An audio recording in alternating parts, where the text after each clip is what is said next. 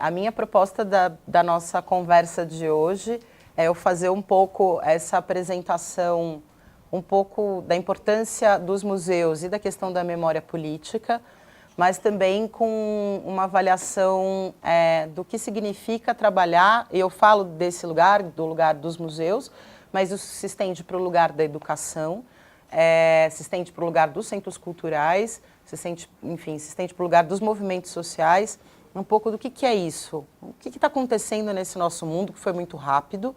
Então, muitas vezes, quando vocês virem a palavra museus, eu peço que vocês pensem, enfim, na parte que toca a vocês, como isso se encaixa ou se não se encaixa. Aí depois a gente faz um intervalo e depois a gente abre para um diálogo, né? Eu acho que como o Márcio generosamente me apresentou, eu tenho a felicidade e o desafio de trabalhar na área de museus há quase 18 anos. E disfarço bem a idade, mentira. E tenho trabalhado basicamente nas frentes, comecei como educadora, trabalhei nessa frente também de pesquisa e preservação, mas sempre devotada com uma comunicação ao público, e depois trabalhei em especial na parte de gestão, numa chave da museologia social, que é a minha formação. Então, eu fiz história, fiz especialização e mestrado em museologia social, fui professora, sou professora eventual, tenho a honra de ter um ex-aluno na sala. Então, meu maior prazer, de fato, é o diálogo, né? Então, eu acho que pode ser uma coisa de uma fala, de uma reflexão que eu me obriguei a fazer nesses tempos mais complexos, imprevistos, e a gente pode pôr entre aspas ou não, um pouco a partir dessa experiência de trazer, na perspectiva mesmo dos museus, os sujeitos da experiência, ou seja, a gente está trabalhando com a memória do café, quem são as pessoas que trabalham com café? A gente está trabalhando com imigração, quem são os imigrantes? Como se inventa a identidade ou se reinventa? A gente está trabalhando com a memória da resistência. O que é isso? Isso está no passado? Isso está no presente? Como isso está colocado? E como, de alguma maneira, no caso especial da resistência, que é um pouco dessa parte da memória política que eu venho falar hoje, o que explica um pouco essa situação, o revisionismo, o negacionismo com o qual a gente tem lidado hoje. E por que no Brasil a gente tem essa dificuldade de lidar com memórias traumáticas, desde os apagamentos simbólicos indígenas, ou as tentativas, até as tentativas de apagamento mais bem-sucedidas, ou tão bem-sucedidas quanto os apagamentos simbólicos indígenas dos processos de escravização e da memória da ditadura. Quer dizer, por que essa falsa imagem do homem cordial? Quer dizer, onde está isso na identidade brasileira? Será que esse nosso choque com o que tem acontecido na política recente não tem a ver com, finalmente se quebrou esse verniz do homem cordial? Não dá mais para a gente fingir que o brasileiro é cordial, né? Depois dos últimos 4, 5 meses, eu aposto que todos vocês tiveram algum tipo de conflito, independente da posição política de vocês, dentro do próprio núcleo familiar, dentro do próprio contexto de trabalho, desafios em relação a isso. De onde vem isso? Como é que a gente faz isso? E eu vou tentar fazer um pouco essa reflexão do ponto de vista dos museus. Quer dizer, os museus vão ser o farol dessa reflexão, mas como eu falei, eu acho que a ideia é a gente pensar isso cada um no seu, na maneira que isso toca. Então, a primeira coisa que a gente tem que pensar é que qualquer instituição, e o museu como uma instituição, eles são instituições do próprio tempo. Então, eles traduzem, eles adiantam, eles criticam as questões que são as questões do próprio tempo. Aí você pode falar para mim, Marília, mas um museu de arte ou um museu de história, como que é isso? Né? Quer dizer, você também está iluminando aquele objeto a partir do seu tempo, a partir do seu ponto de vista. O que é belo numa época não é belo em outra época. O que é considerado bom numa época não é considerado bom em outra. O que é abordagem histórica numa época é outra abordagem em outra época. Então, os museus respondem e, às vezes, provocam e se adiantam nessas questões. E também, como espaços de poder e como espaços de representação, eles traduzem algumas tendências políticas ou identitárias, que sejam tendências políticas que materializam, enfim, uma identidade específica. Então, a gente pode pensar no Museu do Ipiranga, no antigo Museu do Ipiranga, a ideia da construção da imagem do bandeirante como um cara branco, de bota, um desbravador, né? Aquilo é uma tradução de uma invenção, de alguma maneira, é uma tridimensionalização de pontos de vista identitários e políticos. E aí a gente pensar o que é o bandeirante hoje, que é uma figura que historicamente se entende como filho de índio, que andava descalço, que caçava os próprios irmãos, né? Então, como que isso se equilibra e como que você trata isso dentro desses contextos? E a gente vive num mundo que a gente sabe muito bem que é radicalmente diferente do mundo da geração anterior à nossa, que é a dos nossos pais. A gente é a última geração. A gente aqui, por exemplo, vendo a nossa faixa etária, eu acho que tem gente aqui que já é da geração só digital, mas a gente é a última geração analógico-digital, né? A última geração em que você saía de casa e você voltava para casa e ninguém conseguia te localizar. A última geração que sabe o que é um telefone discado ou que sabe o que é uma ficha, uma geração antes da internet. E as gerações que vêm agora nascem dentro desse contexto, que é um contexto integralmente monitorado. A primeira coisa que a gente sabe é que se o seu celular tem um sinal, é porque o satélite sabe onde você está. Então é um mundo do controle. A gente sabe que todas as facilidades de comunicação também são facilidades de controle de várias instâncias, e que você já não tem nada, o controle também da informação. E com isso você também tem uma relativização do conhecimento, que é uma coisa que a gente vai abordar daqui a pouco. E a gente vive num mundo que ele é hiperconectado. Então, antigamente você tinha que ter um computador fisicamente para acessar a internet. Hoje você usa com a internet como uma extensão do seu corpo, extensão física do seu corpo. É absolutamente fragmentado e é absolutamente hipertextual. E esse entendimento do hipertextual ele é bem legal para a gente pensar a diferença de como a gente foi criado, a nossa geração que ainda é meio a meio, ou gente aqui que já nasce num contexto hipertextual, de que antigamente quando você ia organizar um arquivo, como você organizava uma pasta e você punha as informações numa pasta. Se você precisava de uma mesma ficha que estava naquela pasta em outra pasta, você tinha que tirar xerox e ter duas pastas. Isso é uma coisa do século XVIII, uma estrutura de pensamento, de organização da enciclopédia, do iluminismo, e as coisas não se conectavam entre si. Você podia ter várias informações repetidas em uma pasta ou informações que tinham alguma ligação, mas você tinha que fazer fisicamente essa ligação dentro de uma lógica hierárquica. A gente agora vive num mundo hipertextual. O que é um mundo hipertextual? É um mundo de teia. Então hoje, eu, por exemplo, conheço o Márcio, que conhece fulano, que conhece Beltrano, que trabalhou em tal lugar, e tudo isso é uma teia conectada, e que você, como numa espécie de enorme cérebro, de neurônio, o conhecimento ele é articulado não mais de forma bidimensional, mas de forma tridimensional. Ele é hierárquico, ele pode ser hierárquico no sentido de que às vezes você tem nós desse hipertexto, você tem o lugar, as pessoas, você pode, cada um tem ali uma hierarquia, mas ela não é uma hierarquia bidimensional, não é uma hierarquia do arquivo. Vou dar um exemplo básico. Antigamente, para você ter um controle da população, que seja a população imigrante que chegava no Brasil, ou que seja da população que é anarquista, por exemplo, dos conjuntos anarquistas, o que era preciso? Uma ficha da pessoa numa pasta. Aí você tinha um outro cara que estava lá falando, eu pesquiso imigrante, outro eu pesquiso anarquista. Tinha duas fichas do cara. Hoje, se a pessoa é imigrante, anarquista, você não tem duas fichas, você tem uma única ficha e vários grupos podem acessar aquilo de acordo com o perfil.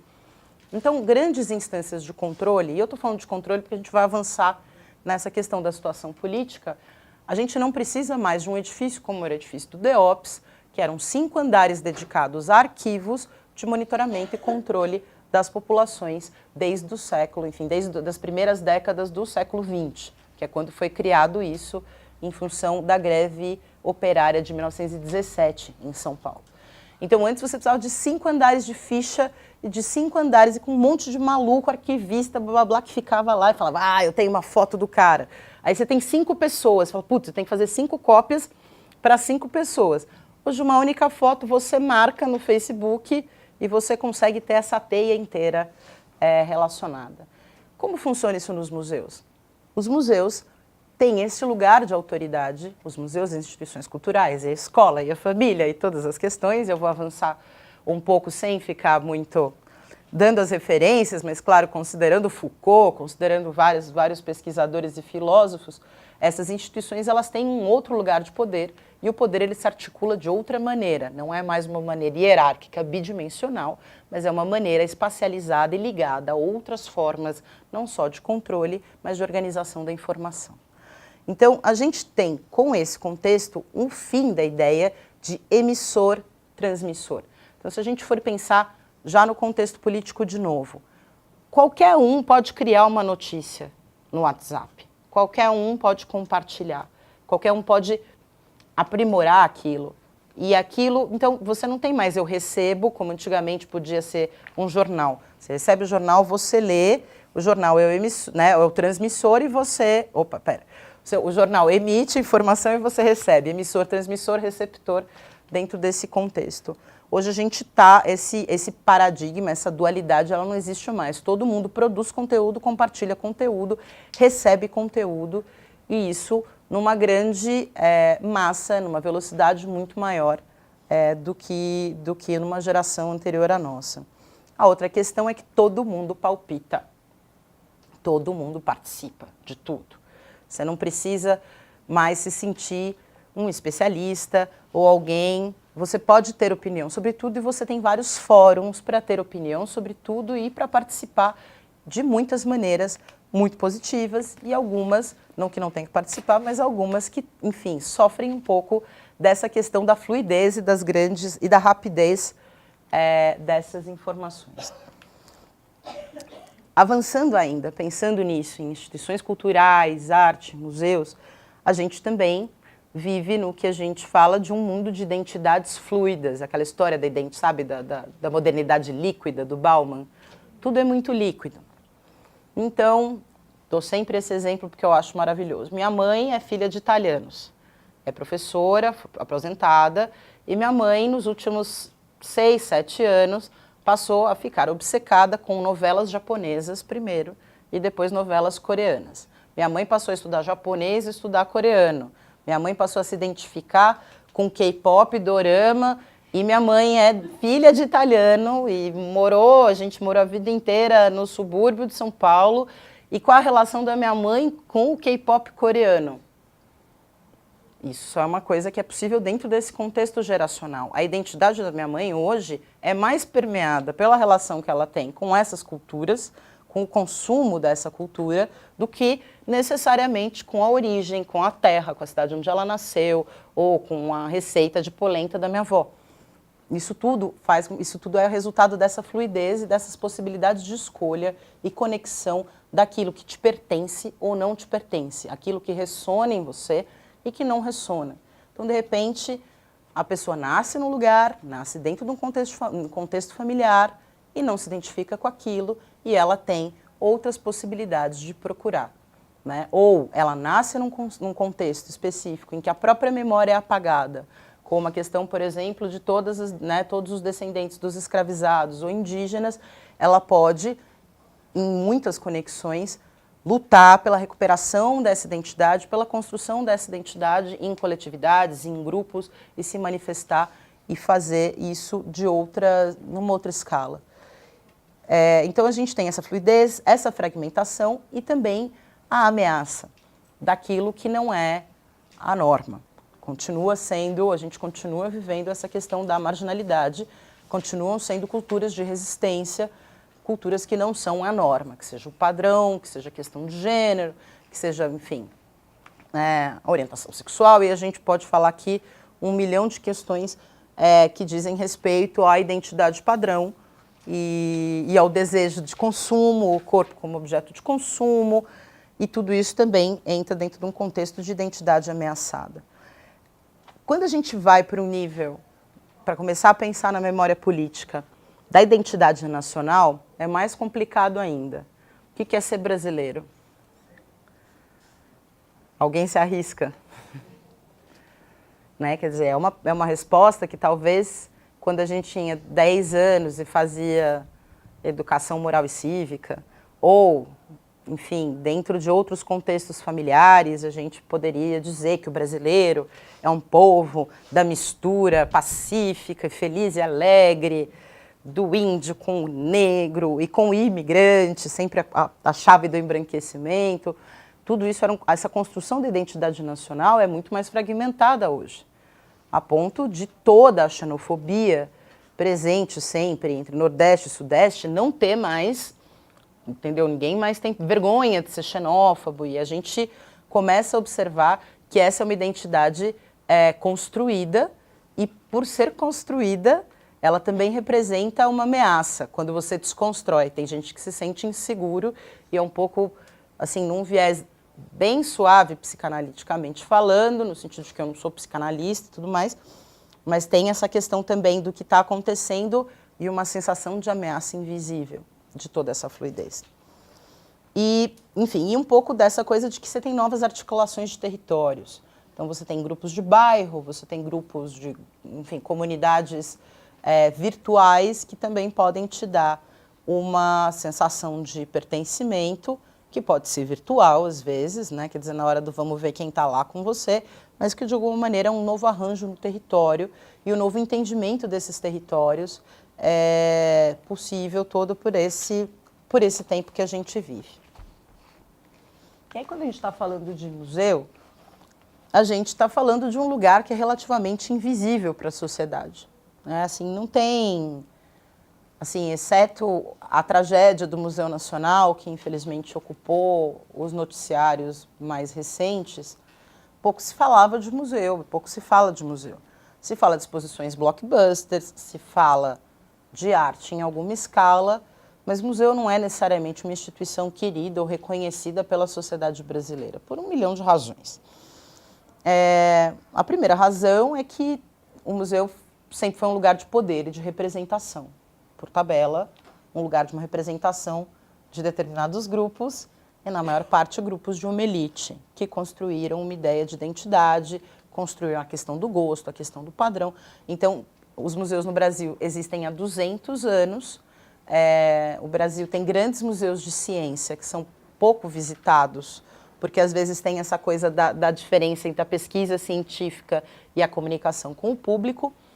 E os museus de arte e os museus de história muitas vezes estão ali, ou estavam ali. Acho que nos últimos 10, 15 anos a gente vive uma transformação desse cenário no Brasil, mas estavam ali muito fechados nas próprias bolhas, né? Falando para as próprias bolhas, com textos curatoriais para as próprias bolhas, atividades para as próprias bolhas, e sempre essa coisa, essa aura do templo, essa aura de que o museu agrega um valor de elite, intelectualizado e tudo mais, e um distanciamento histórico da área de educação, né? Então, a maior parte das pessoas vai para o museu pela primeira vez com as escolas, mas isso não é necessariamente a construção de um hábito, isso não é necessariamente o professor, de repente, faz uma prova depois, faz um trabalho depois, e a tua relação com aquele espaço não é necessariamente uma relação de fruição. Né? A educação muitas vezes entende o museu como um espaço que tridimensionaliza o que é dado em sala de aula. É super difícil você sair numa atividade com um aluno, o grau de preparação, o grau de loucura, você tem que negociar com o pai, negociar com o professor, pagar e tal.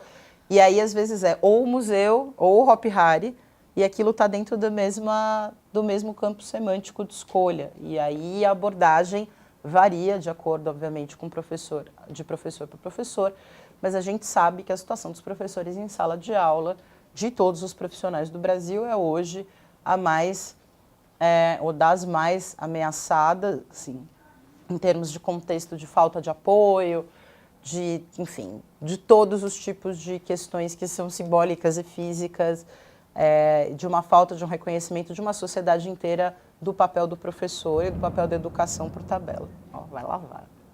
Toró. E a gente tem nessa coisa dos museus, falando nessa parte dos museus, o Brasil tem museus maravilhosos, com pesquisas incríveis, com grande dificuldade de comunicar essas pesquisas para o público. Porque aí o museu passa a competir, ou com o espetáculo, né, enfim, ou com o cinema, ou com o teatro, ou com a praia, e tudo tem que ser megalomaníaco, como a gente não tem essa cultura da fruição necessariamente, tudo aquilo tem que ser uma coisa muito excitante, tem que ser uma coisa que brilha, uma coisa que projeta, uma coisa que vai para cima, uma coisa que vai para baixo. E isso é muito diferente da realidade da maior parte dos museus, ainda que eles sejam bons museus e tenham bons acervos e boas pesquisas.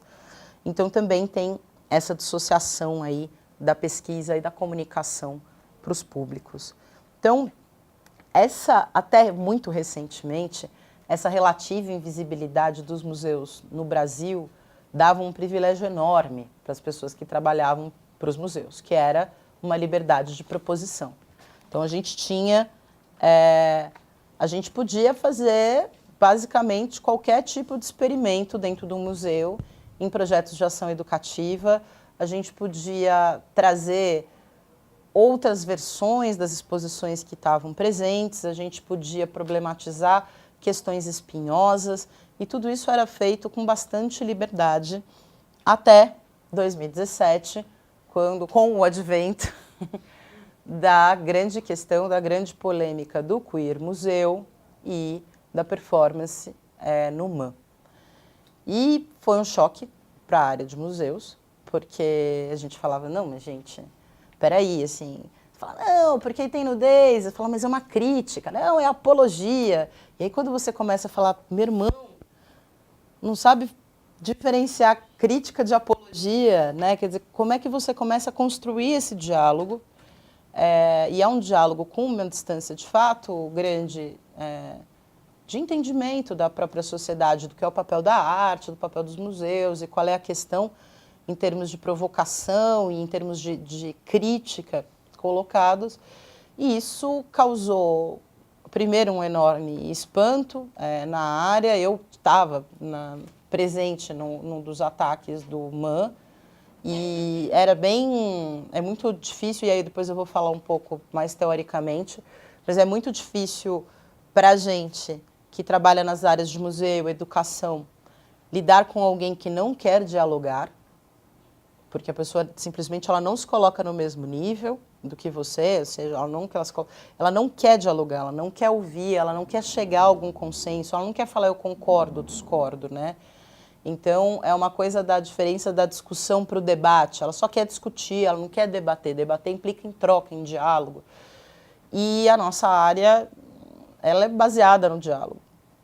Então, foi primeiro um choque, porque era explicar coisas que para nós eram ponto pacífico, muito claras, e de repente também foi olhar e falar, bom, onde falhamos, além de saber que nunca houve uma parceria estruturada na frente da educação, mas o que vai ser o que vai ser desses museus na medida em que essa camada de incompreensão de algumas questões, ela passa a ser a camada reinante da tomada de decisão, da definição das programações, e é uma pergunta que ainda fica em suspenso, a gente ainda não sabe exatamente como essas questões vão surgir.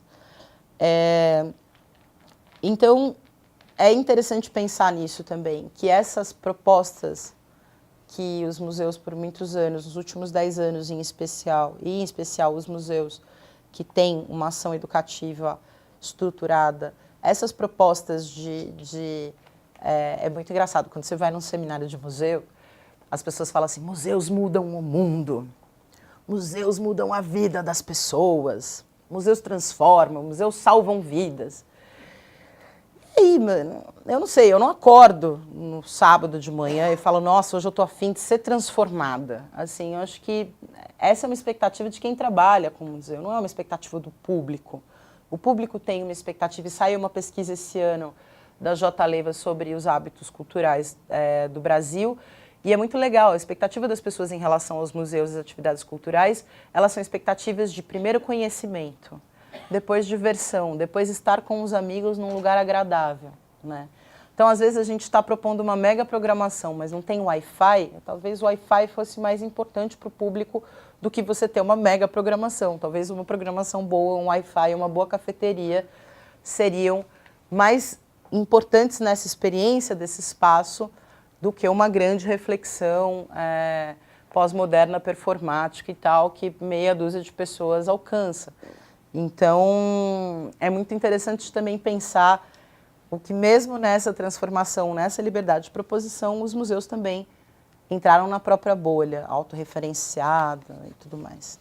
Então, ainda assim, desse ponto de vista, nesse mundo que pede por conexão, que pede por apropriação, e que, acima de tudo, é um mundo muito desigual, os museus eles têm um potencial de contato, de botar pessoas em contato, né? Então, quando eu falo muito museologia social, toda museologia, em alguma escala, é social, mas a museologia social ela tem como pressuposto básico que os museus eles são ferramentas, eles não são fins em si mesmos, né? Então, eles são ferramentas de contato, de pessoas com pessoas por meio de objetos, que podem ser virtuais, que podem ser objetos materiais, que podem ser experiências, que podem ser performances, que pode ser o próprio espaço, mas o museu é esse lugar de contato e de diálogo. E o museu é um lugar de diferenças, de discordâncias, de dissonâncias.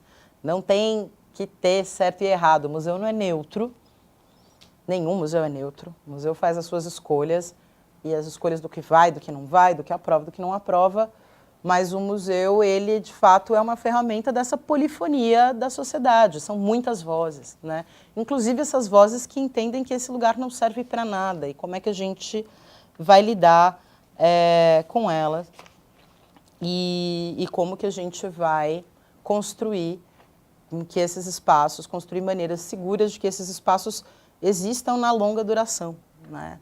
Respondendo ao seu tempo, às dinâmicas do seu tempo. E aí, antes de entrar numa parte, e aí você me diz quando a gente faz o break, porque eu falo mais do que... Enfim. Antes de entrar numa parte um pouquinho mais pesada, assim, né, do tipo, respira fundo, eu vou botar imagens de paz e amor na área de museus. Escolhi museus que são da Secretaria de Estado da Cultura, ou seja, são museus públicos, com gestão pública e privada, mas que mostram essa potência do contato dos museus nos mais diversos temas, né? Então, o Memorial da Resistência, a gente tem um programa para crianças, é uma memória traumática, é uma memória difícil, mas a gente trabalha com programas também para crianças e para professores. Eu estou aqui pegando o Museu da Diversidade Sexual, que é um museu do qual eu sou fã incondicional, escolheu o lugar onde aconteceu um assassinato, que é na Praça da República, de uma travesti, para ser um lugar, para entender que a Praça da República e aquele território era um território de um convívio não tão pacífico quanto parece entre as comunidades LGBT+, e as comunidades de moradores, com índice de violência, de homofobia, e eles estão dentro da estação República do metrô, trazendo essa questão no meio de um público muito variado, e que são brilhantes e corajosos e, enfim, e com uma força muito grande de construção, de respeito, de valorização da diversidade. E aí eu fico pensando nisso, pus essas imagens exatamente para a gente pensar nesse momento agora o que são esses lugares. O Memorial da Resistência, o Museu da Diversidade, o Museu da Imigração do Estado de São Paulo, que é a antiga hospedaria de imigrantes do Brás, que, para além da história que as pessoas imaginam de São Paulo, recebeu quase na mesma proporção migrantes nacionais do que imigrantes. E isso é pouco falado. E que é um museu que hoje também trabalha com população de refugiados, lembrando que a grande questão da xenofobia no Brasil e essa ideia de que existe o imigrante bom, que era o meu avô, branco, italiano, e o imigrante ruim, que é o angolano que está aqui, não sei o quê, de que isso tudo passa pelo racismo estrutural, né, pela rejeição, porque ou são indígenas ou são negros, os novos imigrantes. Então, de que a xenofobia também, ela está dentro, a xenofobia que é uma coisa relativamente recente no Brasil, Não que os imigrantes do século XIX e XX não tenham passado por isso, mas eles eram imigrantes que a gente sempre brinca que se política de cota não funcionasse, a política de embranquecimento de São Paulo não teria funcionado.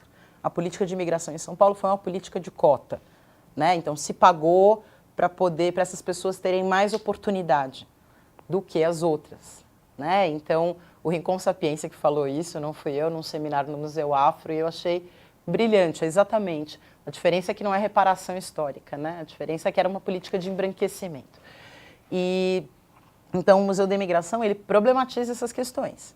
Muitas pessoas que vão lá e falam, ai, minha vozinha tão linda e tal. E aí você fala, nossa, mas de repente qual é a diferença da sua vozinha para essa senhora boliviana que está aqui com os 4 filhos?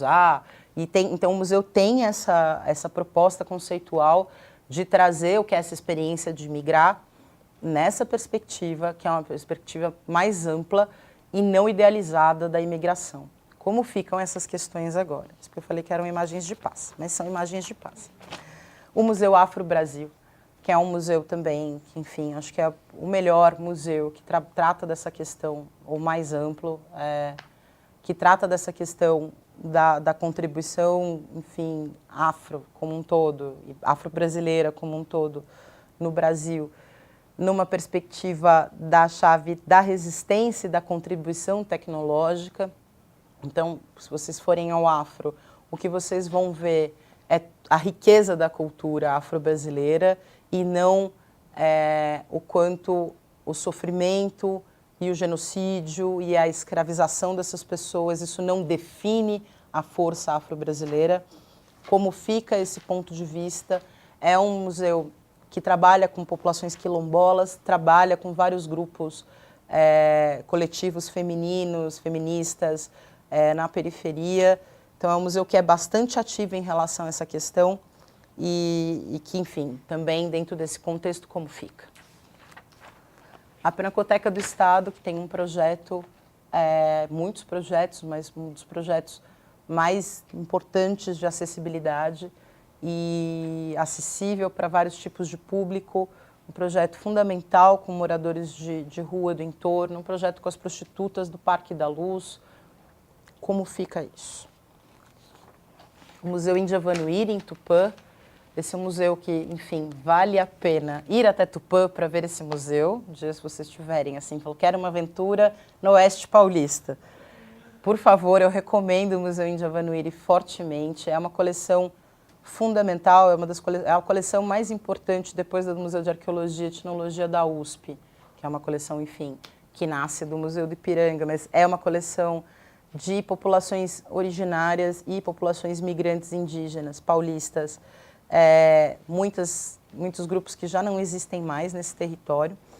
E tem um trabalho direto com as comunidades indígenas caigangue, que fazem visita, que monitoram, enfim, que usam o museu como o próprio espaço de mediação e de desconstrução dos estereótipos das populações indígenas. E é uma exposição linda e é isso também, a questão indígena, como a gente fica com a questão indígena. E aqui o futuro e o Museu Paulista, porque a gente tem aí o grande museu de história da cidade, do estado, fechado para restauro, com esta marimba que é como construir uma narrativa ou narrativas, garantindo as múltiplas vozes, rompendo coisas que têm um lastro afetivo gigantesco com a população. Nessa pesquisa de visitação dos museus, o Museu Paulista acho que está fechado há 4 anos, o Museu do Ipiranga, 3 ou 4 anos, e as pessoas dizem, essa pesquisa de hábitos culturais, as pessoas dizem que visitaram o museu nos últimos 6 meses, porque elas entendem o prédio, elas entendem o parque, ou elas guardam uma memória afetiva tão poderosa, e talvez fiquem constrangidas de não ter visitado nenhum, se me fizer alguma pergunta daquele museu, eu vou saber. O que é a identidade paulista hoje? Né? Considerando tudo aquilo que eu estava falando. Como se construiu o museu hoje, naquela escala? E o que é o futuro, né, de São Paulo, nessa perspectiva, nessas narrativas? E aí, o que é o nosso presente e o presente dos museus no Brasil? A gente ficou falando, vem Meteoro, e o Meteoro já estava no Museu Nacional, né? Um pouco... essa é uma foto que eu tirei, eu sou uma das diretoras do ICOM Brasil, que é o Conselho Internacional de Museus, e a gente, 2 dias depois do incêndio do Museu Nacional, a gente foi para lá para começar a amparar a equipe e participar de uma força-tarefa de salvamento do que sobrou dos acervos e no meio da comoção toda, no meio da catatonia de quem perdeu uma vida de pesquisa e tudo mais, e o mais triste, no meio de uma morte anunciada. Então, o que leva um museu que todos nós vimos arder na frente das TVs, o que leva um museu a chegar, o que é esse patrimônio, o que leva o país a deixar um museu nessa escala, quais são as responsabilidades nossas como sociedade, como cidadãos disso, e em que caldo de cultura estão essas tomadas de decisão. Né? Porque o Museu Nacional tinha vários projetos para captação na Rouanet, não conseguiu patrocinadores. Por quê? Quais são as sujeições do mercado na área de museus? Né? Então, um pouco o nosso presente também passa por isso. Né? E aí, linkando um pouco com o que eu estava falando no começo, a gente tem vários pensadores e, mais recentemente, para tentar localizar várias pessoas compartilhando vários artigos sobre o que vem acontecendo não só no Brasil, mas no mundo. Então é importante a gente pensar que essa ascensão do conservadorismo, essa relativização do que são os direitos humanos, que completam agora 70 anos depois da Segunda Guerra, né? De onde vem isso? Quer dizer, o que está acontecendo com o mundo? Né? Que mundo é esse? E eu acho que tem, então, a primeira questão são essas ameaças invisíveis. E aí eu falo da pós-modernidade, o pós-capitalismo, e aí você tem vários pensadores muito melhores do que eu para poder se aprofundar nisso. E essas ameaças invisíveis são desde ameaças do tipo, a fluidez faz com que eu tenha 1 milhão de escolhas, eu posso ser o que eu, supostamente, eu posso ser o que eu quiser. Eu não sei o que eu quero que alguém me diga o que eu tenho que ser. Né? Assim, me dá um lugar seguro, porque se de repente, se eu me entendo como uma pessoa que tem gênero fluido, se eu me entendo uma pessoa que não sabe que é assexual, como que a sociedade vai reagir a isso? Quer dizer, é tudo muito imprevisível, variado, fragmentado. Né? Então, se eu encontro a minha faxineira no aeroporto, e ela senta do meu lado e toma um café do meu lado, como que eu vou me permitir voltar a explorar ela do jeito que eu explorava? Ou como eu vou manter uma relação de exploração hierárquica como eu tinha, se eu olhar ela como uma igual? Se eu for empático de uma maneira radical com um morador de rua, como eu vou voltar para minha casa e dormir tranquilamente? Em que medida empoderar as pessoas e as políticas sociais de ascensão, não só econômica, mas de ascensão e de empoderamento identitário, em um mais amplo sentido, em que medida essas políticas vão ameaçar o meu lugar de privilégio? Isso tudo não é necessariamente um raciocínio consciente, né? Não acho que um maluco que, sei lá, que flerta com o fascismo fala, estou ameaçado no meu lugar de privilégio, né? Mas eu acho que assim, o que perpassa é um pouco isso. Do tipo, eu não quero, eu tenho que renegar isso, eu tenho que ser violenta, eu tenho que ser contra isso, porque isso me ameaça. Por que te ameaça, meu? Você está com medo do quê? Né? Então, isso é uma das questões que a gente tem que pensar. Essas autoridades, todas as autoridades, como eu estava falando, um pouco nessa chave meio Foucaultiana, tudo isso está meio deslocado, tudo isso está relativizado. Então, família pode ser muita coisa, igreja pode ser muita coisa, né? Escola pode ser muita coisa. E museus podem ser muita coisa. Então, de repente, você também perde um referencial de certo e errado, de estabilidade. Tudo isso passa a ser toda uma questão ligada à sua escolha, à sua definição, ao seu processo de individuação e tudo mais. E um pouco isso que eu estava falando é da sociedade de consumo, né? Se a pessoa pode consumir o mesmo tanto que você, significa que ela é igual a você? O que te faz diferente nisso? E qual é o lugar do privilégio, né? Quer dizer, a gente pensar as nossas elites e as elites elas ocupam o mesmo lugar há muito tempo, né? O que é ascensão? O que a política de cota e ascensão na universidade de toda uma juventude negra implica para a tomada de decisão no país? Né? O que o pink money, né? Quer dizer, o dinheiro ligado à comunidade LGBT traz para os outros mercados? O que está em jogo nisso? Né? E como que a gente... eu acho que é a parte mais complicada, porque eu acho que isso, independente do viés político-partidário, ou mesmo do viés humanista ou não, como que a gente lida com uma sociedade cada vez mais desigual e cada vez mais violenta, e que mantém uma estrutura de tecnologia de violência que começa na fundação do Brasil. Né? Quer dizer, começa com o genocídio indígena, começa com a escravização das pessoas, enfim, sequestradas da África. Então você tem uma permanência, que é o genocídio da juventude negra nesse contexto, o que é a população de encarcerados.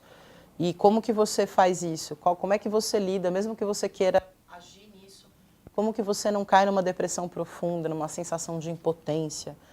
Então, como que você se coloca nesse mundo, que é um mundo de agora? Tinha as fotinhas fofas, porque eu sabia que eu ia pegar pesado agora. E a gente tem, então, essa ascensão do conservadorismo, do racismo, da xenofobia e do discurso meritocrático, que eu acho uma das coisas mais perversas em termos de raciocínio, porque aí as pessoas relativizam o privilégio mesmo. Como que isso responde, né, a essas angústias, assim. Então, acho que uma das pistas, e aí tem aquele filósofo Mbembe, eu nunca sei falar mesmo, Mbembe, depois vocês podem procurar.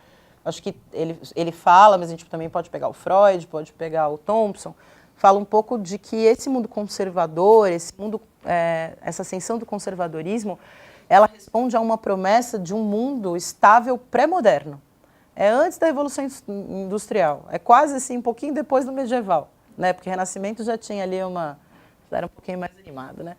Mas a igreja é a grande instituição, a família tradicional, a escola sem partido, né? Isso é uma promessa de um mundo pré-moderno. Nada é fluido, você não escolhe porcaria nenhuma, porque se você não se encaixa nisso, você tem um problema, falta de surra, vai se tratar, né? Então, assim, tudo isso é uma promessa de uma estabilidade psicanaliticamente de uma invenção, uma reinvenção dessas estruturas. E aí, quando a gente olha o nosso cenário político hoje, isso fica muito claro. Porque em todas as frentes em que as instituições são frágeis, são todas as frentes que estão querendo recriar as instituições de uma maneira meio anacrônica, umas coisas que não combinam e que você conta, às vezes, para alguém de fora, que a gente está no meio dessa loucura tão intensa, mas você conta, às vezes, para um amigo estrangeiro, e a pessoa ela não entende muito. Ela fala, e no carnaval? Como vai ser o Brasil no carnaval? Tô louca para ver, quero fazer um estudo antropológico do Brasil no carnaval. Porque como vai ser o Brasil no carnaval? Quer dizer, a gente tem uma onda de moralismo, como é que vai ser isso agora? Então, será que o carnaval vai sair da lógica do mercado e vai virar uma coisa transgressora? Algumas vão, porque a gente já sabe, mas como é que é isso, né? Um país que explora isso também como mercado, como mercadoria, o corpo, a sensualidade, como é que ele vai conciliar com um discurso conservador?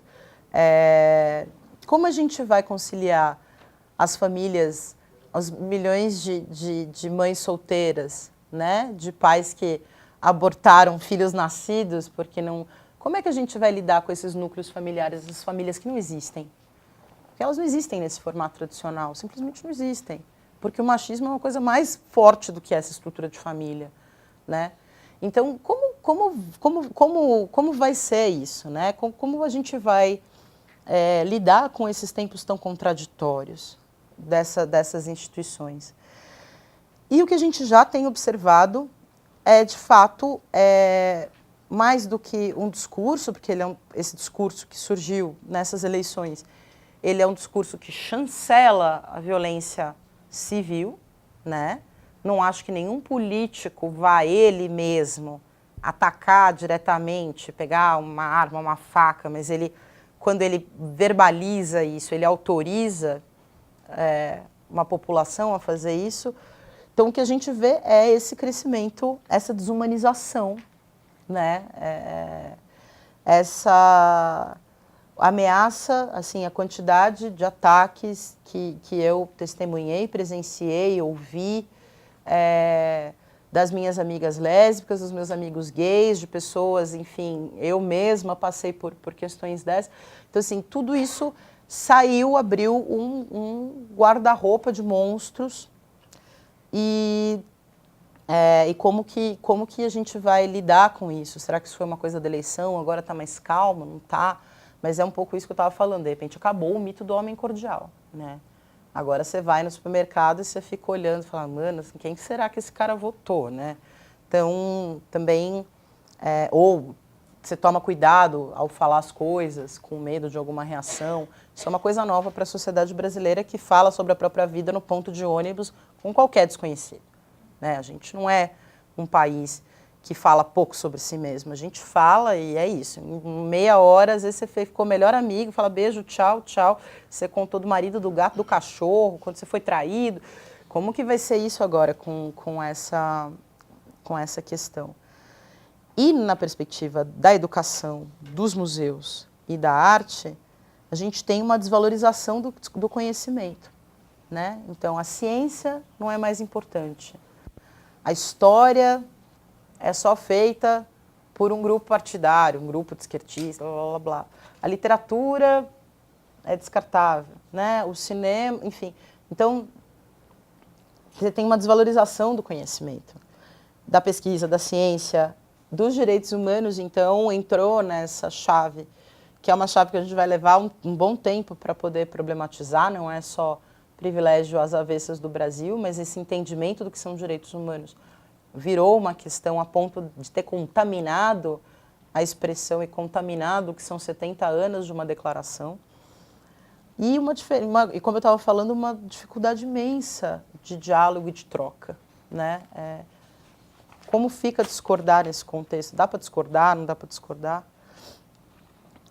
E aí tem outras questões que avançam nisso, né? Então, como é que a gente vai dialogar com gente que compartilhou sem ler? Né? O dedo é mais rápido do que mínimo bom senso ou uma vontade de pensar, analisar, ponderar e tudo mais, né?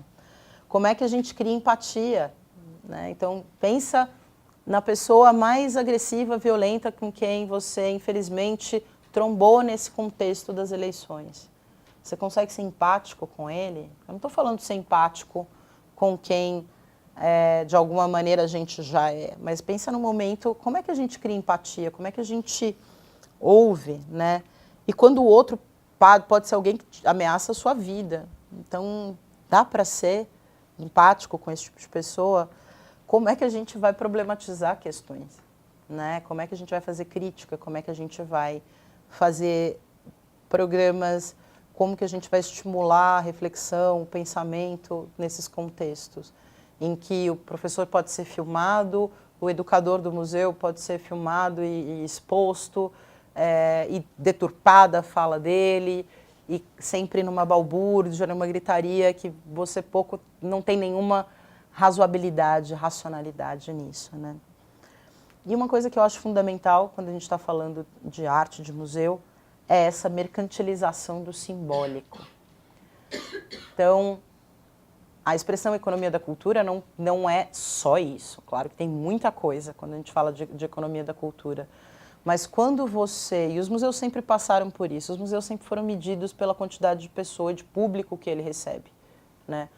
Mas quando você passa a tomar escolhas ou define o que é cultura pelo capital de giro, pelo que ela gira de dinheiro, como ficam as culturas tradicionais, como fica a crítica, como fica a proposta de reflexão que não é tão popular, né? Como fica a tua provocação, como você consegue captação de recurso para um projeto de elétrica, se isso não tem visibilidade de marketing, como você consegue captação de recurso para impermeabilização de telhado. Estou falando assim, mas tipo, a gente pode pensar em todas as áreas invisíveis, né? Se isso não é popular. Então, quando você mercantiliza a cultura, você mercantiliza o simbólico, você bota um cifrão naquilo e fala, isto vale 10, isso vale 1 milhão. E essa lógica, que é uma lógica que vai existir, porque existe mercado de arte, existe uma porrada de coisas, mas quando essa lógica passa a reger a sua ideia de cultura e de educação, porque aí também tem outros aspectos aí na perspectiva da educação, como é que a gente vai lidar com as próprias heranças, que não tem valor monetário, necessariamente. E aí tem algumas provocações. Mas a gente faz a pausa, quer que faça, não sei. Como que vocês estão? Tá tudo bem? Tá uma coisa. É que eu falo rápido. O Museu da Diversidade, as pessoas passam apontando arma para o museu, fazendo o gestinho. E o Museu da Diversidade tem uma equipe brilhante, então tem uma educadora trans maravilhosa, tem um outro educador que tem um turbante poderosérrimo, que eu sou super fã. E é isso, é um museu que não se furta a existir, ele está ali fisicamente, ele está ali presente, trabalhando os temas, e passou a sofrer todos os dias isso. Como sobreviver a isso, né? Quer dizer, eu acho que mais do que respostas, assim, é um pouco essa provocação, acho que tem alguns caminhos. Mas são caminhos de outra esfera, de outra escala. Eu acho que a gente também está falando agora de entender um momento político, entender onde pega, onde não pega. São novas estruturas de controle, são novas questões que estão em jogo. Mas é isso, quer dizer, você tem uma diretoria que te apoia, você tem pais que te apoiam, né? Então, por exemplo, houve aquele caso daquele colégio jesuítico, não sei, acho que é no Rio Grande, não, em Santa Catarina, que um grupo de alunos criou um grupo de WhatsApp que atacava basicamente, falava de matar populações indígenas, mulheres negras, e era um grupo de alunos. E o colégio teve acesso às mensagens e não permitiu que eles fossem matriculados no próximo ano. E aí você entra, aí os pais falaram, não, mas são todos adolescentes, querem se posicionar e tal, mas o que está acontecendo nesse sentido? Ou não está acontecendo, né? Porque o que está sendo normalizado nessa violência? O que está sendo relativizado dessa violência, né? Então, isso que é uma coisa que a gente não consegue entender muito, e ao mesmo tempo quanto isso remete mesmo ao período que antecede a Segunda Guerra Mundial. Então, quando a gente pega todos esses filósofos, quando você pega a escola de Frankfurt, quando você pega o Benjamin, e você começa a ler, e aí você fala, gente, mas será que é isso? Eu, tipo, tô achando parecido demais, não queria, quero parar de ler, não queria saber, né? Porque você, de fato, acaba não sabendo exatamente o que é real e o que é suposto, né? E isso é um jogo, claro, maior, né? Ninguém tem essa clareza. Você nunca sabe se você está sendo paranoico ou se você está se autocensurando, né? Então, se você está sendo paranoico porque vão te prender porque você falou uma coisa, ou vão te acusar, ou você está se expondo demais, ou se você está se autocensurando e aquilo seria uma coisa importante. Esse é um jogo político que marca e vai marcar a nossa experiência no país dentro desse contexto, né? Em todas essas frentes, né, quer dizer, a gente vai abrir no Memorial uma exposição no sábado agora sobre a resistência indígena em São Paulo, na cidade de São Paulo. E é muito assustador, assim, porque você fala, bom, ok, como que a gente se organiza? né? Como que a gente... e eu não estou falando nada violento, estou falando como é que a gente reage, como é que a gente responde como coletivo a violações de direitos humanos, como é que a gente requalifica essa discussão dos direitos humanos em outro ponto de vista, né? Mas talvez porque eu tenha ainda uma porcentagem mínima de otimismo crônico, assim, talvez identitário, vamos ver, eu acho que a gente tem que acompanhar, eu tenho muita impressão de que essa polarização política fez com que muitas pessoas que não se identificassem necessariamente com um pleito violento, para se diferenciar, tenham aberto a janela, tipo, o guarda-roupa de barbárie, entendeu? Então eu falo assim, eu sou anti-PT. Tipo, mas você concorda com isso? Mas você... E aí você pode, aí preenche a lacuna. Mas você é gay, ou você é indígena, como é que pode? Então acho que as pessoas também... E aí elas passaram a acatar um pouco, a serem coniventes com um discurso de barbárie. Que tem, de fato, quem tem um discurso oficial, fascista e assumido e tudo mais, num sentimento de pertença de grupo. Do tipo, eu só posso votar neste cara se eu fizer parte desse grupo. E esse grupo, ele é um grupo o quê? Ele é um grupo que é contra isso, contra aquilo outro. Falo, pô, mas é contra você também. Fala, não, mas contra mim aí é da boca pra fora. Né? Então, eu acho que tem uma coisa também de coletivo, de onda coletiva, que eu espero que agora as coisas mudem de ordem, né? Ou de lugar, assim. Mas eu ainda acho que o Brasil tem uma ordem afetivo-social que não é determinante, assim, determinada por esse tipo de violência. O Brasil é violento, o Brasil é racista, o Brasil é classista, o Brasil, enfim, tem essa questão, como diria o próprio Paulo Freire, né? Se você não tem uma educação libertadora, o sonho do oprimido é ser o opressor. Então, acho que tem uma estrutura aí ligada a essa questão da educação e da cultura, mas eu acho que existem outros laços, outras construções afetivas e que podem ser restauradas ainda no país, assim, de não ser uma guerra civil, né? Vamos torcer para que isso não aconteça. E acho que aí tem uma estratégia, uma questão de inteligência, que é uma inteligência emocional e é uma inteligência em muitos níveis, que é entender em que áreas da sua vida você pode contribuir para as questões que você acredita, como você pode construir para isso, sem ser necessariamente a infantaria, ou seja, fazendo isso de uma maneira inteligente, fazendo isso de uma maneira que te preserve, que você não arda junto das suas causas.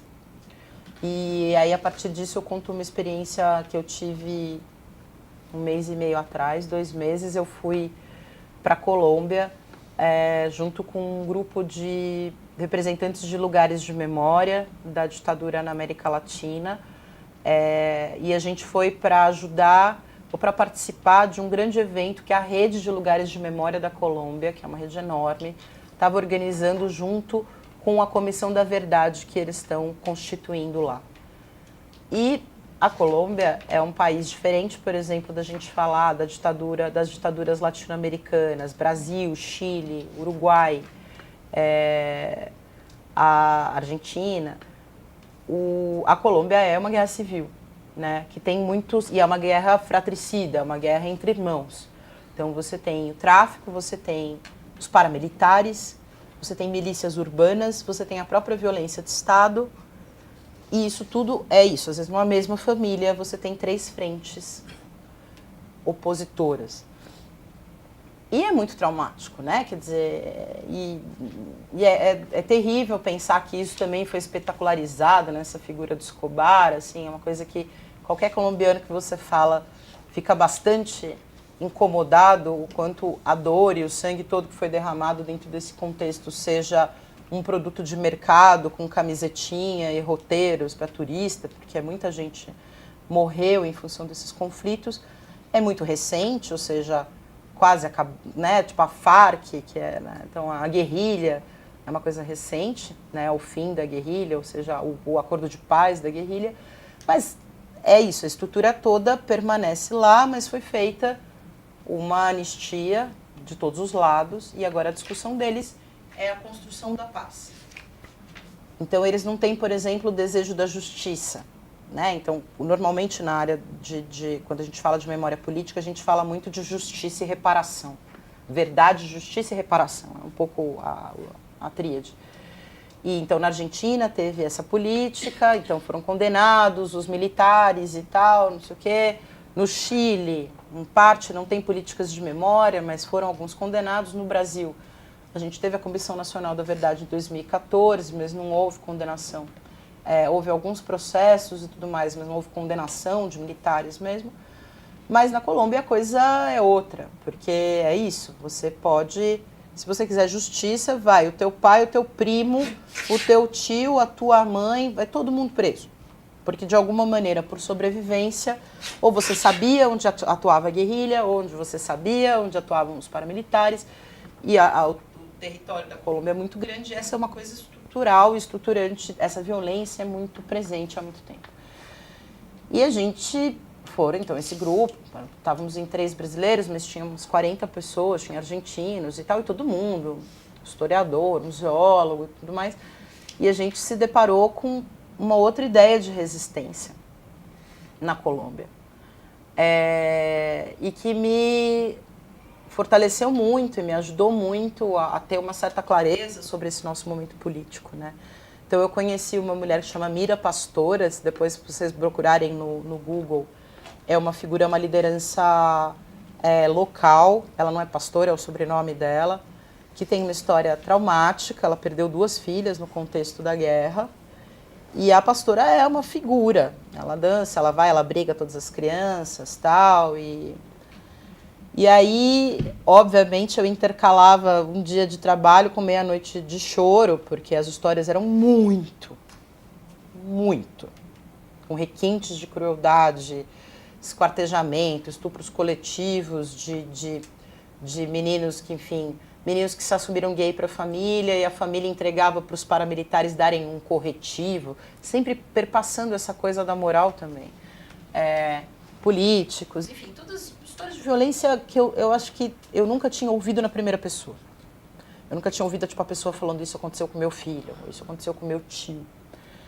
E isso foi, nesse contexto ainda de sensibilidade nossa, política, de não saber exatamente a escala do que está acontecendo aqui, se isso é ameaça, se isso é real, e ao mesmo tempo ver as pessoas, foi muito intenso para mim. E eu acho que no 3º dia, depois de fumar, sei lá, o 2º maço de cigarro, ouvindo as histórias mais bárbaras que eu já ouvi da boca das pessoas, eu perguntei para a pastora, eu falei, pastora, mas como é que você consegue sobreviver numa guerra? Como que você vive numa guerra? E ela falou uma coisa que eu achei brilhante, que a gente pode, né, pensar nessa coisa de infantaria e inteligência, né? De que, de alguma maneira, é compartimentar. O medo, a guerra, a ameaça, a situação política, ela não pode perpassar toda a sua vida. Então, você está com os seus amigos, você quer falar do que está acontecendo com você, você fecha com seus amigos, vocês vão falar um pouco sobre isso, depois vocês vão falar só bobagem. E aí você vai estar de corpo presente. É quase um mindfulness do campesinato colombiano, assim, com muita delicadeza, né? E uma celebração da vida para fortalecer. Porque ela falou muito isso. Ela falou, Marília, você... Ela me viu fumando, enfim, uma louca, né? E provavelmente de olho inchado, porque foi muito forte mesmo, foi muito forte, assim, acho que eu não vi, nenhuma das pessoas não teve, todo mundo teve crises de choro convulsivas, assim, e tinha gente de todas as gerações, muitos ex-presos políticos que tinham sido muito torturados, que perderam familiar, ainda assim, o nível de barbárie ali era muito grande, e aí ela falava para mim, ela falava, você tem que compartimentar, porque senão você perde a força da luta, então você tem que olhar e falar, o que eu quero que isso mude, o que eu posso fazer do meu lugar? Né? Do meu lugar eu posso contribuir com isso aqui, com esse grupo aqui. E ela fala, você não pode se arder, você não pode dispersar, entendeu? De falar isso o tempo inteiro, viver em função disso, porque isso te consome. E isso também é uma perda da guerra, né? Quer dizer, a guerra também faz isso. Claro que eles estavam falando num contexto bastante extremo, mas porque pra gente era muito impressionante que depois das narrativas mais absurdas rolasse uma festa com cúmbia. E aí eu falava, caramba, é catártico o tempo inteiro. Você sofre e dança, né? E aí depois eu falei, não, aí eu entendi que era um pouco isso, assim. Você tem o lugar da dor, mas tem o lugar da vida, né? E que isso é inteligente emocionalmente e que a gente sabe que em momentos desse é importante a gente estar próximo de quem apoia, entende, gosta e tudo mais. E aí são alguns caminhos que eu acho que a gente pode pensar em muitos níveis. A primeira coisa que eu fiz quando eu fui trabalhar no Memorial da Resistência, 1 ano e meio atrás, foi fazer uma escuta do território. Porque todo mundo falava, Cracolândia, Cracolândia, Cracolândia, Cracolândia. E eu falei, poxa, né? Um ensinamento recente é exatamente essa ideia de lugar de fala e privilégio, né? Eu falei, eu sou muito privilegiada. E essas pessoas que estão falando da Cracolândia são muito privilegiadas. Elas estão falando como se fosse um objeto externo. E como se isso não tivesse uma vida com sujeitos dessa experiência. E essa questão da escuta, ela é de fato uma ferramenta muito poderosa. Porque, como eu estava falando, a gente é uma geração que só compartilha. Né? Sabe, tem um gif de um gatinho que fica assim, tipo, você chega em casa, você fica no celular à noite, aí você compartilha, fala, para escutar, né? Escuta. E a escuta não é diálogo. Escuta é escuta. Né? A pessoa fala e você escuta. E aí a pessoa fala e você escuta. E a escuta muito nessa chave da experiência das pessoas, da experiência pessoal, e a escuta para tomada de decisão como um todo. É difícil. Dá um trabalho. Não tem consenso. Mas é uma ferramenta importante para você saber exatamente com o que você está lidando. Em sala de aula, com os grupos, nos museus, na tomada de decisão dos museus, nos assuntos difíceis, do tipo, vai ter uma ameaça disso, não sei o quê. Quem que a gente vai chamar? Vamos chamar um grupo de pessoas que podem ajudar. Então, eu acho que isso pode ser uma frente. Outra coisa, também falando ainda desse lugar de museu, mas também ampliando para isso, eu acho que a construção de códigos de ética e glossários de questões básicas que você está tratando, então assim, você está falando de ética, você está falando de tolerância, você está falando de diversidade. Tudo isso parece muito óbvio, mas não é. Né? Então, outro dia teve lá uma coisa, a gente tem uma exposição no Memorial sobre a Declaração dos Direitos Humanos, e aí tem o artigo 7 fala, os pais têm direito a escolher o gênero da educação dos filhos, se é religiosa, se é laica e tal. E aí teve um casal que ficou chocado, como assim gênero? Que gênero? E aí foi uma grita, desceram 3 andares, quem que manda nesta bagaça, eu quero falar e tal. E aí o educador falou, não, mas eu vou chamar a coordenadora e tal. Mas o que foi a tua questão? Não, porque está falando de gênero de educação. Falou, não, gênero é tipo. Aí a pessoa, eu falei, então isso foi escrito 70 anos atrás, né? Então tem muito aquilo que a gente acha que é óbvio e que de repente para os nossos alunos, para os nossos parceiros, para as instâncias, para os nossos chefes, de repente não é tão óbvio, ou de repente se entende isso de maneiras diferentes. Então também é criar um pouco esse vocabulário, esses glossários, esses manuais, e tem experiências legais disso feito em sala de aula, de fazer isso como um exercício do grupo. Eu sei que é muito difícil, a grade é muito apertada, você não tem tempo normalmente nem para abrir diálogo com os alunos sobre as suas próprias questões de cada disciplina, mas, enfim, criar regras comuns que partam de princípios claros que você estabeleça, limites claros que você estabeleça, pode ser uma questão. E aí, no caso de museus, tem coisas mais específicas. Eu acho que os museus falham miseravelmente, sim, quase em toda a maioria, na ideia que eles fazem de recursos humanos. Em geral, o RH é o cara que faz teu ponto, faz tuas férias, E tem exceções, e tem exceções dentro das próprias equipes, mas entender o que é isso, furar a bolha interna, né? Quer dizer, que é a distância maior, às vezes, entre a pessoa que faz a limpeza e a exposição, e aí você faz o educativo, às vezes faz uma visita, e aquilo não é necessariamente suficiente, porque a pessoa não se sente à vontade, ela não sabe lidar com determinadas questões, ela queria entender melhor aquilo, e muitas vezes isso fica a cargo das equipes de educadores, mas isso tinha que ser uma política institucional, né? E acho que se você pensar uma equipe de uma instituição como um museu, um centro cultural, ou uma escola, e aí a gente pode avançar para outros modelos, não tem como ser mais diverso.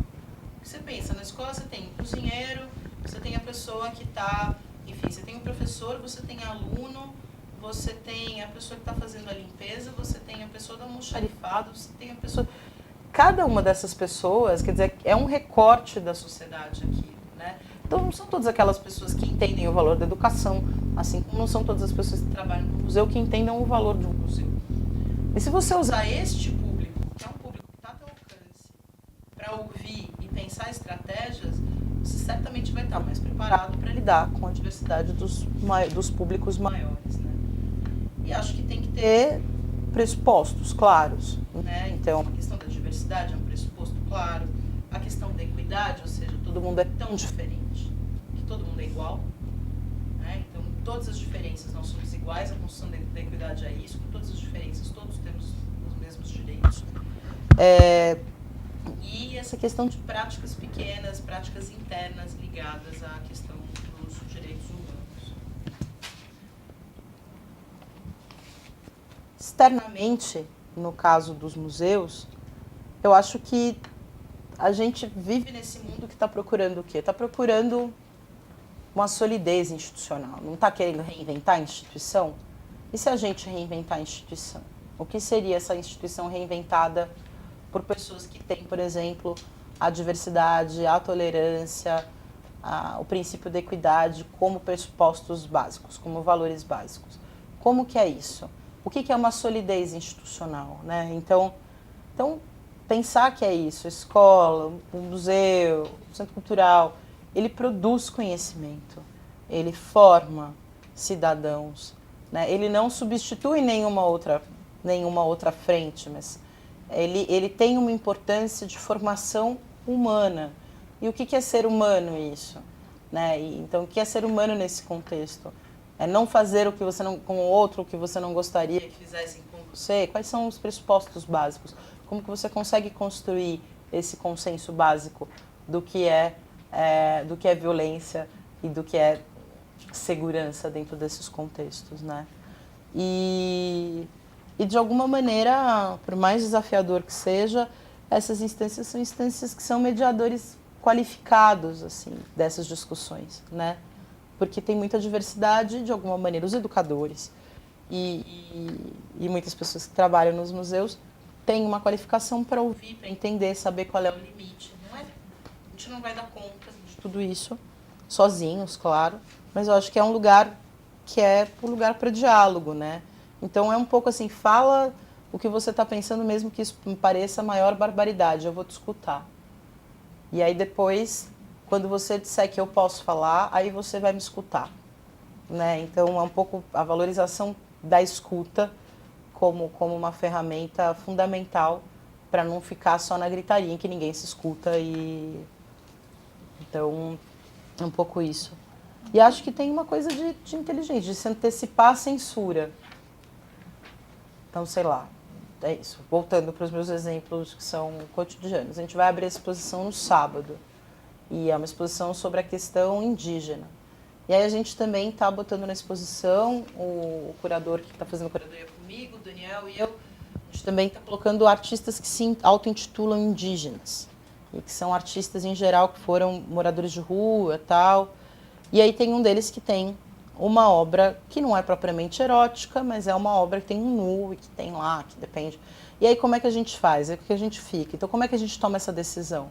E não é autocensura, mas é ponderar. É do tipo, a gente está trazendo aqui 11 comunidades indígenas de São Paulo. Elas representam isso, elas são elas que falam aqui na exposição. A curadoria nossa é mais uma mediação cultural.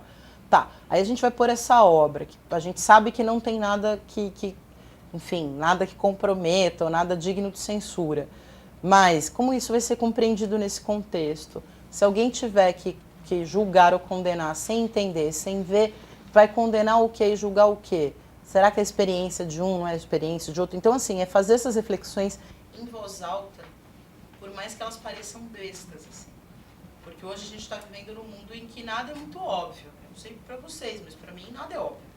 Sim, você não consegue, é imprevisto, você não sabe. Às vezes a coisa mais maluca, cabeluda, agressiva, tal, passa em brancas nuvens, né? E uma coisinha pequena, e falar, ah, tem um nu ali, né? E aí fala, nossa, tipo, olha, o dinheiro público jogado. Então, como que você pensa isso? Como que você cria, nesses espaços de fluxo, janelas de conforto? Então, pensar isso, janelas de conforto, janelas de segurança, espaços em que as pessoas se sentem seguras e que, se você está tratando um tema que é muito violento, como que ela respira, como que ela processa, né? Se você está numa discussão muito intensa, como que você cria um momento que é um momento de integração e tudo mais. Então, considerar a importância disso nesses tempos. É muita pressão, é muita informação. E até em termos de saúde mental para a gente mesmo, né? Autocuidado virou uma palavra super importante mais recentemente. Mas é isso, com todos os lugares onde a gente está, onde a gente trabalha, se relaciona, o que é uma janela de conforto?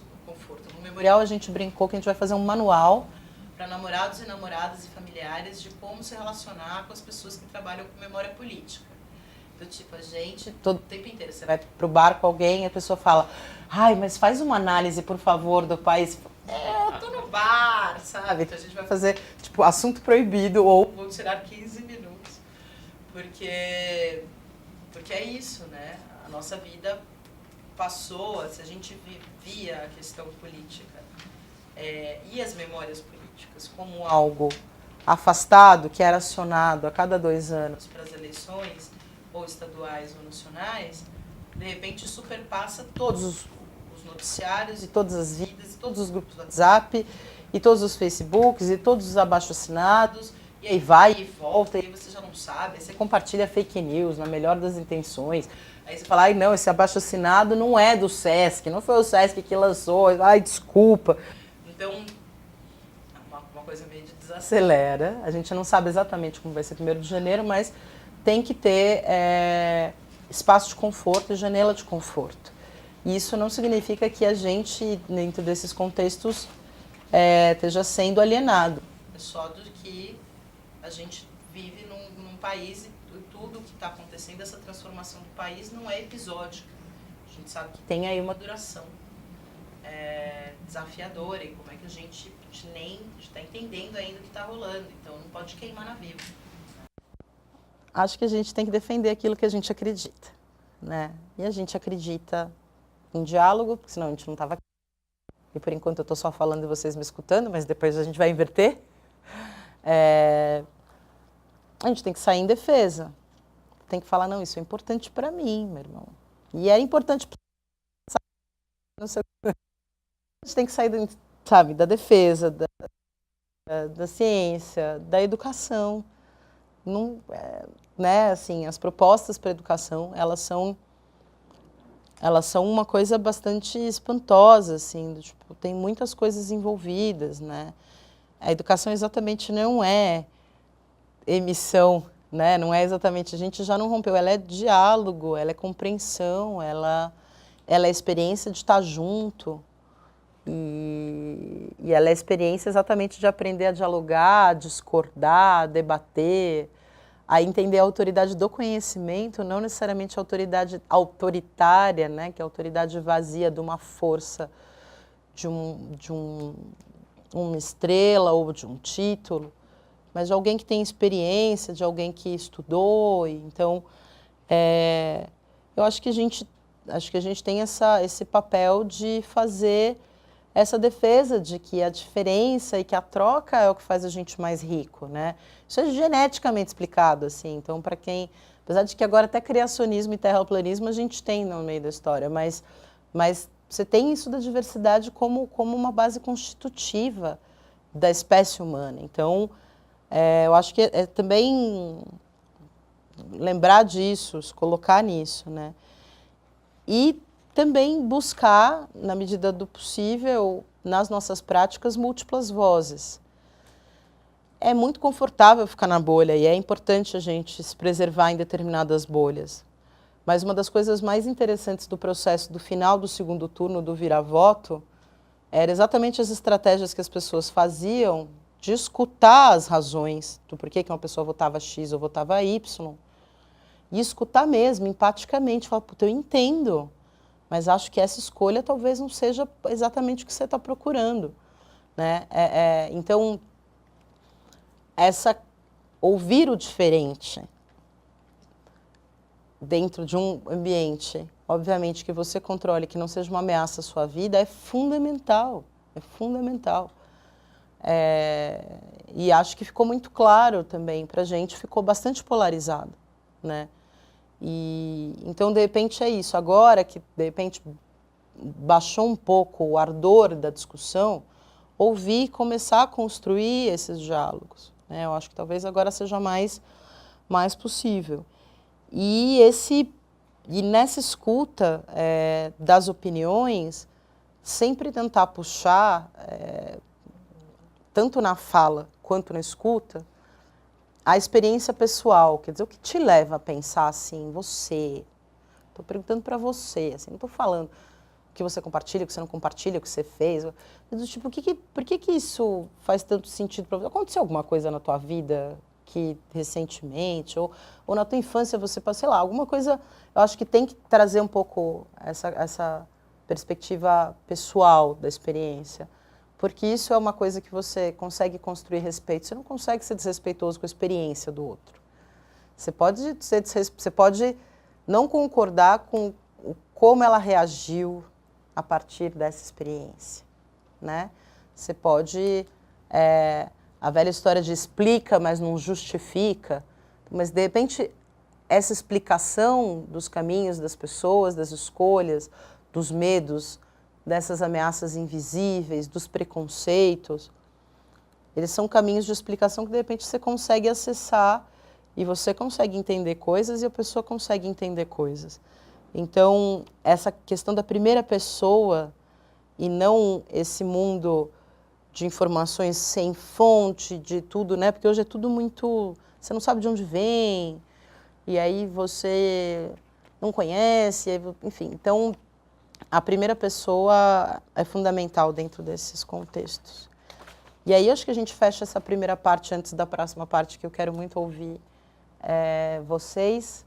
É um pouco isso, né? Então, eu acho que o medo, uma boa parte do medo tem a ver com a informação, né? Então, acho que a gente tem que trabalhar nessa chave e contra o ódio, aí, meu irmão, aí é resistência mesmo, porque contra o ódio não dá para... Contra o ódio não dá para ser conivente com o ódio, né? É o que eu estava falando do paradoxo da tolerância. Você tem que ser intolerante com o ódio não. Você pode fazer isso amorosamente. Em alguns outros casos, você pode fazer isso mais assertivamente, né? Mas eu acho que é importante resistir contra os discursos de ódio, sim. E isso é uma questão importante para a gente hoje.